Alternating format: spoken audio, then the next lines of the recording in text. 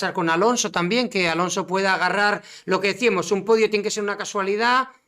Carlos Sainz, el madrilano, puede ser que agarre algún, bueno, ya agarró un podium por esa sanción, puede ser que agarre Le puede algún, agarrar alguno más, sí, sí, alguno sí. más. Alonso, bueno, puede estar averado, pero ya es más complicado. Tiene que haber, vamos, un desastre y que. Eso, Alonso, pues si quedan los puntos en Eso.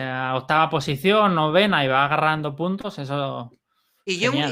Pedro un rodaje para él también, pero importante, después de estar varios años ayoñado de lo que es la competición, ¿no?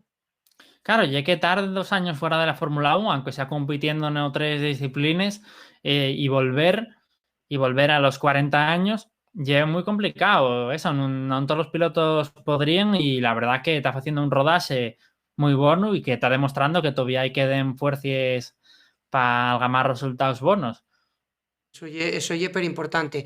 Pues vamos a quedarnos